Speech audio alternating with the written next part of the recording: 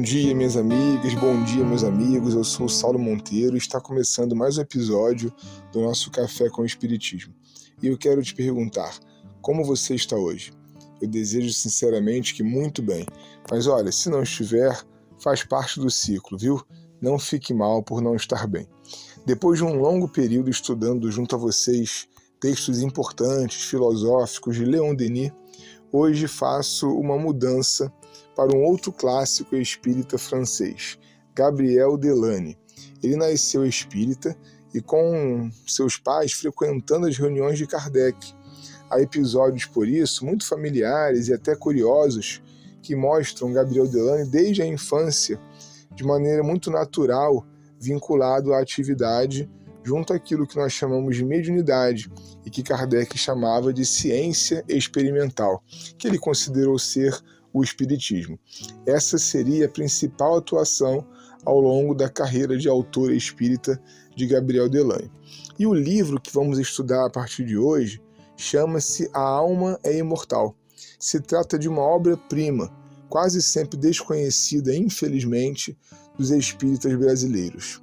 Essa obra se assemelha ao livro Depois da Morte, de Leon Denis, porque busca estudar o fenômeno espírita na história, demonstrando como ele é de todos os tempos, e depois também colocar o estudo do invisível como um campo do conhecimento humano.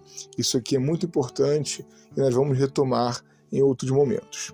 Nas duas primeiras partes do livro, Delany vai abordar a observação e a experimentação do fenômeno espírita, fazendo uma importante revisão bibliográfica de casos de comunicações incontestáveis. Em seguida, ele procura as relações entre o espiritismo e as ciências e coloca em debate questões palpitantes como o tempo, o espaço. Por último, ele faz um ensaio sobre as criações fluídicas da vontade, se aproximando das conclusões que teria também Ernesto Bozano no seu livro Pensamento e Vontade. Por hoje, para introduzirmos a ideia desse livro, vamos buscar nele a justificativa para uma afirmativa intensa de Gabriel Delany. O Espiritismo é uma ciência. E ele diz isso com a autoridade de quem pesquisou, para concluir aquilo que por antecipação Kardec já tinha dito. O Espiritismo é a ciência do invisível. É a experimentação das relações entre encarnados e desencarnados. Alguns que estão me ouvindo agora podem até estranhar que estamos usando a palavra ciência, porque se comparado à física, à química, fica difícil chamar o espiritismo de ciência. Mas sabe por quê? Por uma limitação humana, principalmente uma limitação nossa, enquanto espíritas que somos. O espiritismo tem um claro objeto de estudo, que é científico, as relações entre vivos e mortos, que se produz pela mediunidade. Mas nem as instituições espíritas dão margem a experimentar os métodos, nem a ciência oficial se interessa ainda, porque nós formamos também, gente, um grupo religioso, e diga-se de passagem, muito hermético, sem abertura ou horizontalidade. Mas Delany vai um pouco mais adiante na sua justificativa, dizendo assim: uma ciência só se acha verdadeiramente constituída quando pode verificar, por meio da experiência, as hipóteses que os fatos lhe sugerem. O Espiritismo tem direito ao nome de ciência porque não se há limitado à simples observação dos fenômenos naturais que revelam a existência da alma durante a encarnação terrena e depois dela.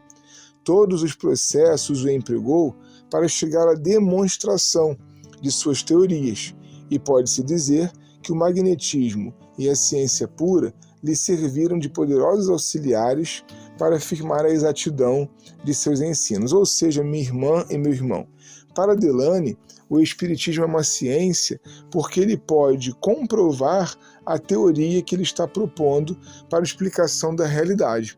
E essa comprovação vem através da aplicação de métodos aos grandes conceitos espíritas, como a imortalidade da alma, a reencarnação e por aí vai. Eu quero lembrar, inclusive, que há uma história anterior ao Livro dos Espíritos, para ficarmos com um exemplo de Kardec.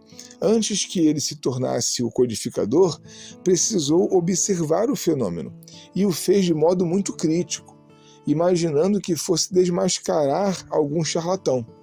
Mas ele compreendeu que se tratava de um fenômeno da natureza e tratou de encontrar um método para observá-lo. Então o Espiritismo é ciência para Gabriel Delany porque é possível observar os fatos e experimentar para repeti-los, como em qualquer ciência oficial. O Espiritismo é então ciência em sua origem, em seus objetivos e em tudo que ele nos revelou. Mas o Espiritismo enquanto ciência tem morrido no Brasil. E esse é um outro ponto em que eu quero insistir durante algumas semanas. Vamos responder juntos? Por que não fazemos Espiritismo experimental mais? Vai ficar no ar essa pergunta como sensibilização para as próximas semanas. Um forte abraço e até o próximo Café com o Espiritismo.